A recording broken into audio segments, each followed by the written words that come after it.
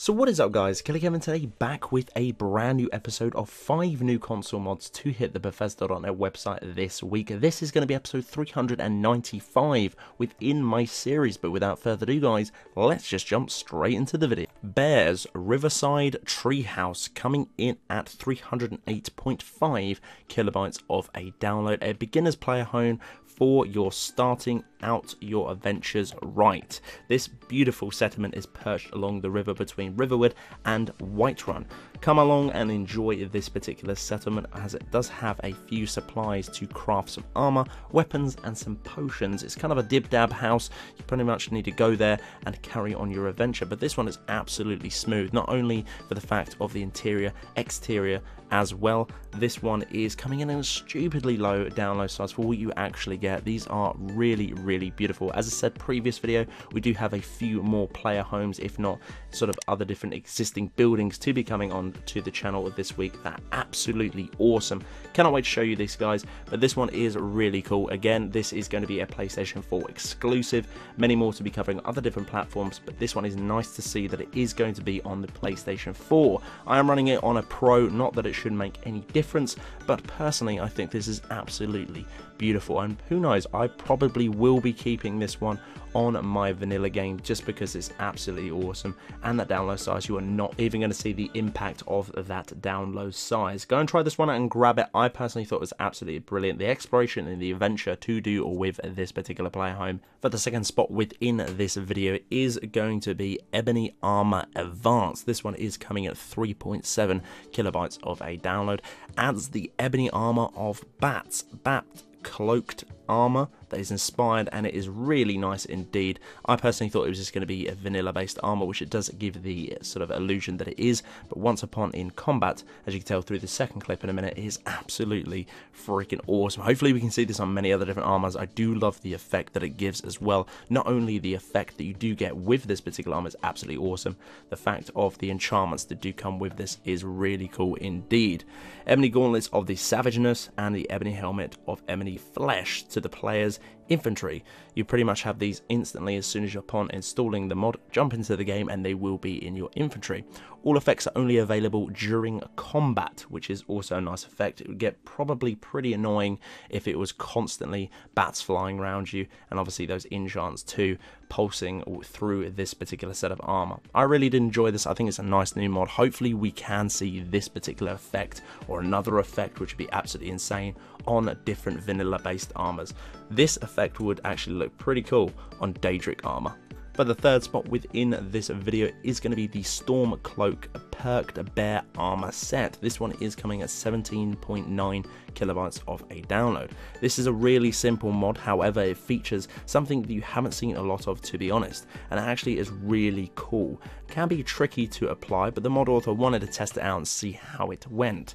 As the mod says within the name, this armor has a built-in perk. Each one of the sets has different abilities that they will have going through craftable and enchantable. The helmet melee weapons is also caused through bleed damage. The gauntlets, you now take damage in battle. Your unarmed and two-handed damage will increase. The armor itself takes half damage, which is obviously going to be the main thing to pick up on this one. Increased carry weight and compatibility to do with the stamina regen for boots, and the whole set as well will be in light and heavy variants for you guys to pick up. All craftable under the hide section. It's going to be a little bit cost effective. You will need those bear pelts obviously to make this. I fell short on the helmet, but what visually you're seeing through screen now is what you'll be getting with this particular mod. For the penultimate spot within the video is going to be Unlimited Enchantments, coming in at 2.5 kilobytes of a download. Does as the name says, it makes it to where you can put unlimited number of enchants on weapons and armor.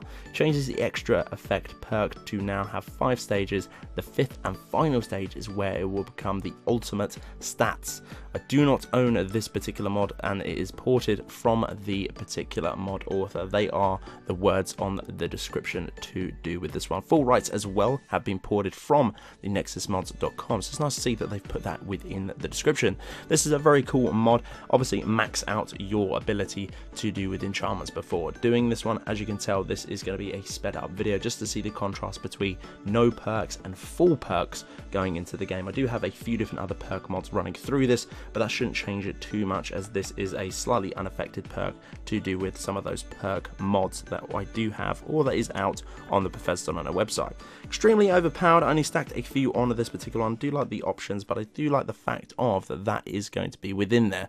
Could call this as sort of cheating throughout the game, but personally, if you're at end game and you want to become pretty much a Super Saiyan or a superhero, shall I say, through the Devikin's eyes, this is a great mod for you guys to pick up and become that absolute overpowered beast. And for the fifth and final spot within this video is going to be Wanderer, a weather mod, Wanderer Bright Edition. Now, we have covered this particular mod. It was the standard version to hit the Bethesda.net website.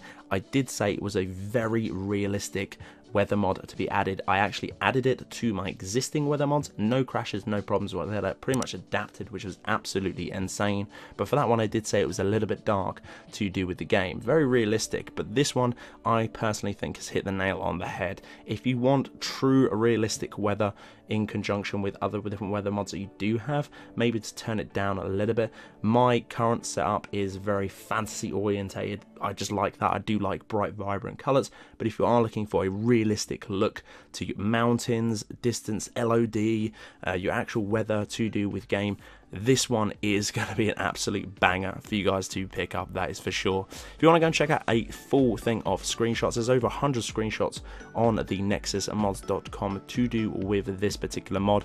The link for that is within the description to do with this mod on the Bethesda.net website, and all of this is coming in at only 302.7 kilobytes of a download. So guys, that's the end of this video. Hopefully you guys did enjoy. This has been episode 395 within my series. If you did enjoy, I'd very much appreciate a like on the video. It does help me out an awful lot. If you're new around here too and you haven't already, click that subscribe button. Also, click that little bell right next to it. You will get a notification via email or something along the lines of that straight to your phone, desktop, or whatever other device you are using that I have uploaded a bit of content to the channel. But until the next one guys, Killerkev here and Killerkev out.